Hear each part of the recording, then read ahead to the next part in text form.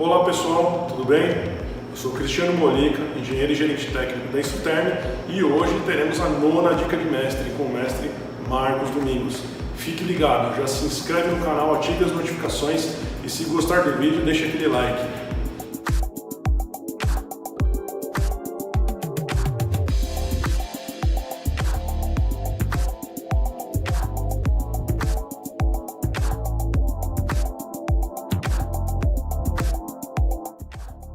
Hoje iremos falar sobre os monitores de BOTG fora de padrão. É com você, mestre.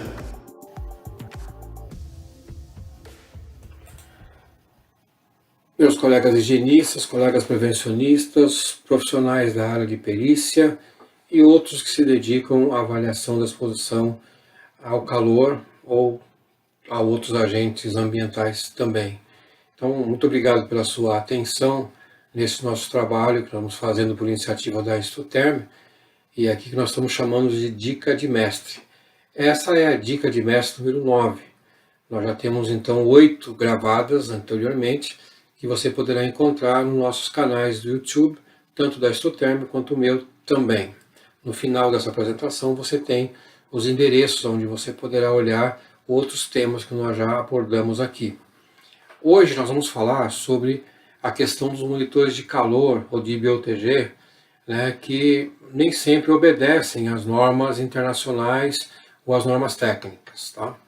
E eu queria começar discutindo com vocês sobre diferentes modelos de aparelhos que você vai ver aí no mercado, né? Até eu selecionei aqui vários deles.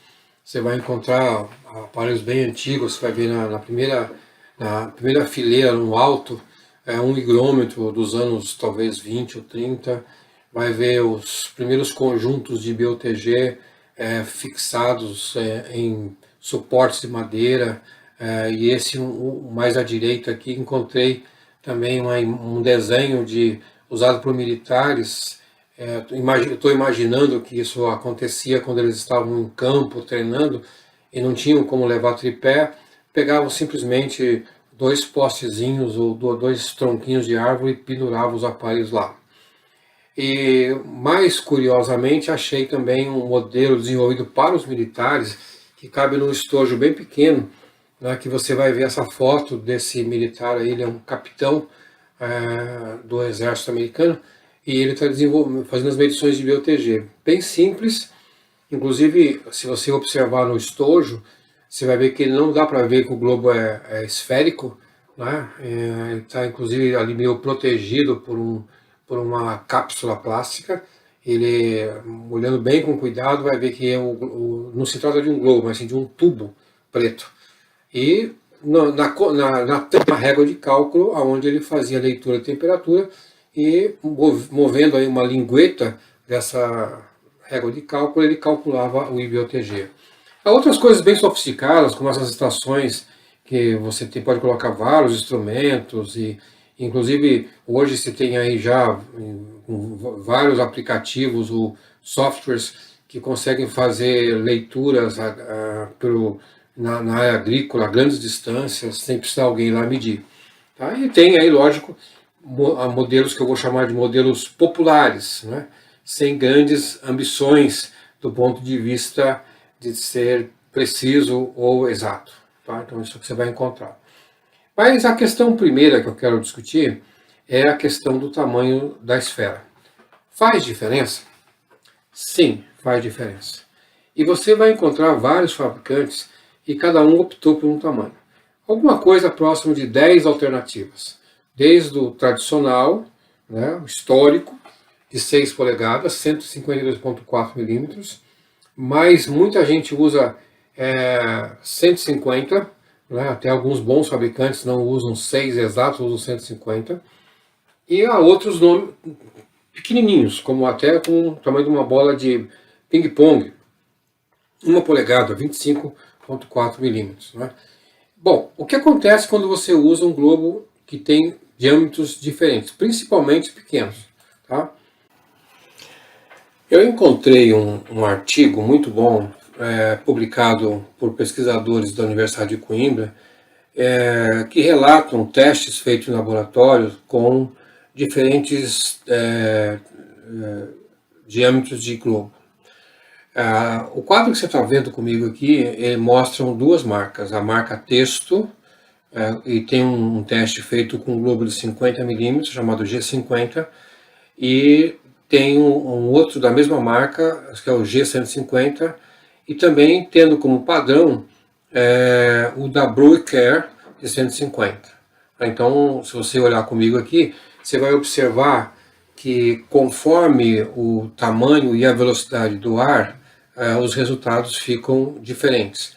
Pega aí velocidade do ar igual a 1,81 metros por segundo, a última linha. Você vai ver que no texto G50, o globo de 50 milímetros, foi obtida uma temperatura de 25,1 graus, enquanto que no Bruyker 32,6 e no texto de 150 32,9. Tá? Eu diria que entre 32,6 e 2,9 não existe uma diferença significativa, né? Então a questão aqui entre o texto e o Bru, a diferença está razoavelmente próxima, tá? Embora, se você olhar na velocidade mais baixa, entre meio metro por segundo, você vai ver que o Bruyker de 39,2, enquanto que o texto deu 37, já passa a ser uma diferença já razoável, né? Então, por algum mistério, parece ser que o instrumento para texto de 150 milímetros responde diferente, bem diferente, em baixa velocidade do ar, e se aproxima do Bruyker em velocidades um pouco mais elevadas. Mas o globo pequeno de 50 milímetros é bem distante a diferença. Compara para ver. Veja aí a velocidade de 1,41, que dá 25,7, enquanto que o Bru dá 32,9. Uma diferença de 6 graus, é muita coisa. Tá?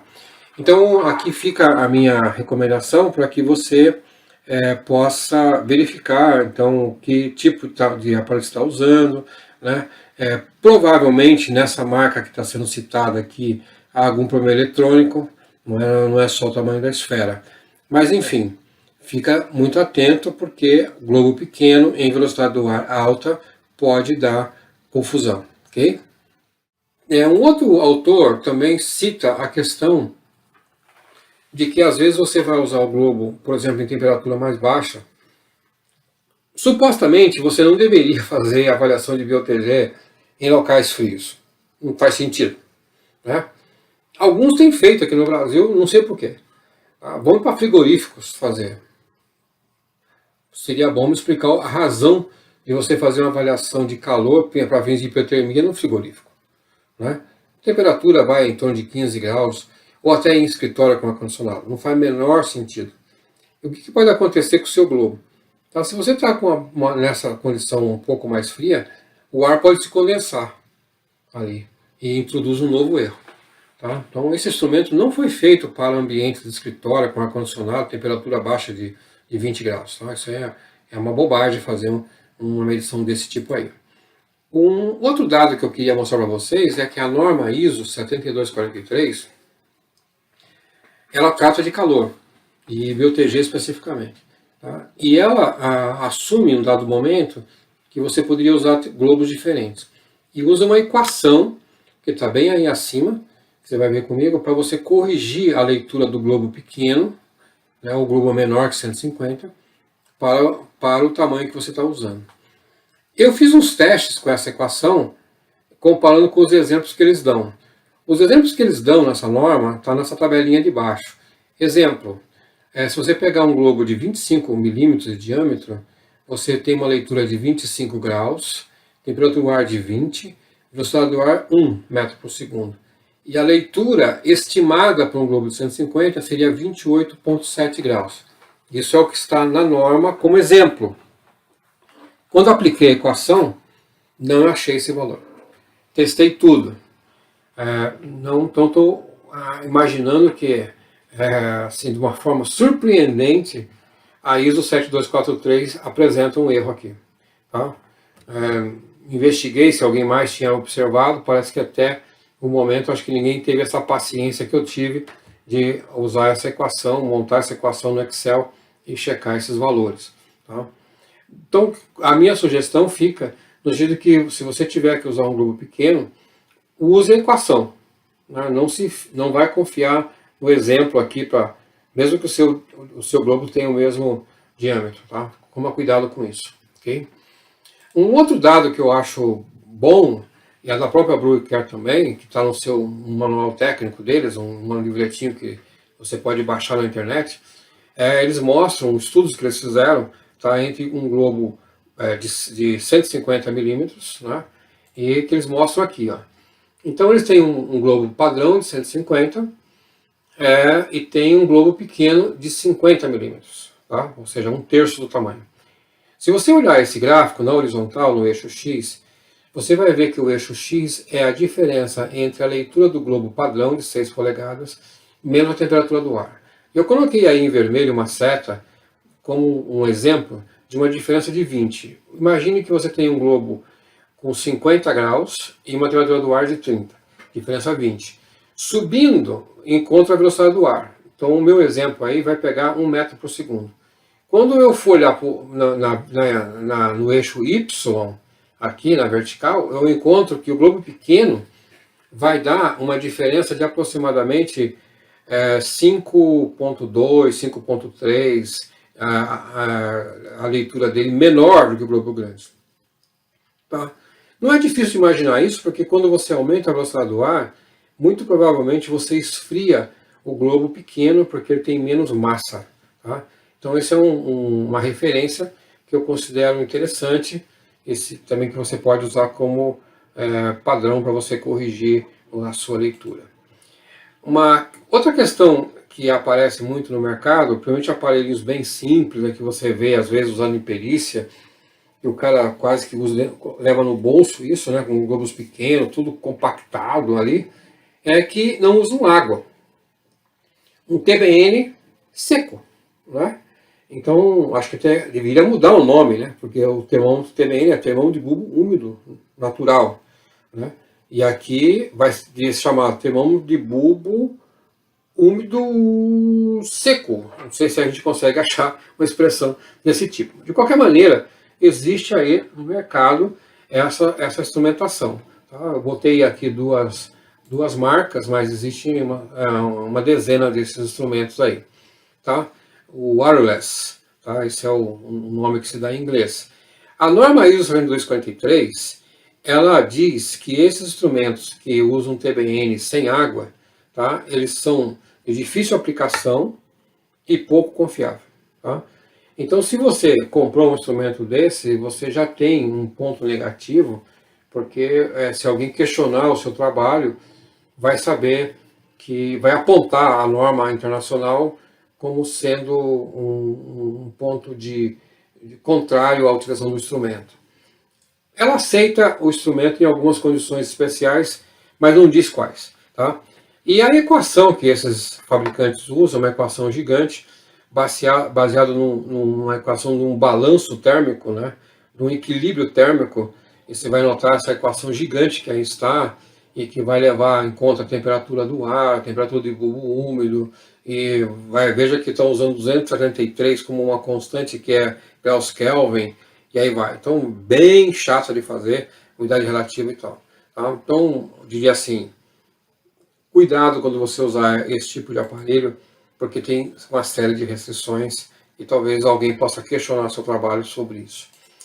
Muito bem. Por fim, eu gostaria de chamar a atenção de vocês para essa recomendação que aparece na NHO 06 de proteção do bulbo do termômetro para evitar radiação. Tá? Alguns podiam achar que isso aqui é novidade, não é. Esse tipo de recomendação é dos anos 30. Existe uma publicação dessa associação de saúde pública americana de 1937/38, em que eles dizem que os termômetros poderiam ser de mercúrio ou de álcool, mas que deviam ser prateados. Então, no entendimento dessa recomendação de, sei lá, quase 80 anos atrás, né, nós estamos falando de que se um termômetro tipicamente de mercúrio, que já é por definição prateado, ele por si só refletiria radiação muito diferente de um termômetro de cor escura, então talvez não fosse necessário. Mas por alguma razão, a norma ISO 7243 e até as versões mais antigas dela já recomendavam isso, e aí a NHO 06 veio na esteira disso, introduziu essa recomendação, mas não encontrei nenhum teste que disse a diferença se você usar ou não usar. A minha prática mostra que hoje, para os instrumentos que nós temos no mercado, tá, essa proteção é inútil, né? Ela não acrescenta nada, porque os bulbos dos termômetros são geralmente prateados, são muito pequenos, né? Os instrumentos eletrônicos eles são muito pequenos, e então não faz muito sentido isso aí, mas está na norma, não é? E aí alguém poderá, no caso de perícia, nessa briga judicial que pode acontecer, questionar o seu trabalho. Tá? Muito bem. Na norma NHO 06, ela tem como padrão termômetros de mercúrio. Se você lê lá, você vai ver que eles insistem nisso. Apesar de já não ter mais no Brasil fabricação de termômetros de mercúrio, isso é proibido, né? Então, mas ela, ao mesmo tempo, já admite o uso de eletrônicos também. Mas ela faz uma observação importante. Ela fala que as leituras sejam equivalentes. Em português, equivalente é diferente de similar. Equivalente é bem próximo da verdade. Tá? É tal e qual. Então, se você for usar um instrumento eletrônico, ele tem que ser equivalente ao tripé de termômetro de mercúrio. Tá? Então, se você já está usando um aparelho, mesmo que seja eletrônico, já contar em globo diferente, tamanho, pequenininho, e se ele tiver ainda o seu TBN seco, veja quanto erro você vai introduzir na sua leitura, e alguém poderia facilmente questionar se o seu aparelho é equivalente conforme está previsto na norma. Okay? Então fica aqui meu abraço para você, a minha recomendação é que você faça um trabalho bem sério, bem preciso. Afinal de contas, tem uma pessoa que está exposta ao calor, tem um risco de hipertermia, tá? E fica aqui também a minha sugestão para você visitar o nosso canal no YouTube da Instruterm, né? Que vai aparecer aqui no próximo slide, né? Que nós estamos disponibilizando para vocês. Todas as dicas de mestre estão lá, né? E se você gostar do nosso trabalho, dê seu like, né? Isso nos ajuda a melhorar, ok? Grande abraço para você e sorte aí na sua atividade profissional, ok? Vamos nos ver na próxima dica de mestre. E aí pessoal, gostaram do vídeo? Muito interessante, né? Viu como é importante avaliar aí as características do monitor de BOTG? Então vamos lá, essa foi a 9ª dica de mestre. Se você gostou, não se esqueça de dar aquele like, se inscreve no canal, ative as notificações e escreva no comentário aqui embaixo o que acharam do vídeo. Qual tema vocês gostariam que a gente trouxesse para vocês. Um abraço e até mais.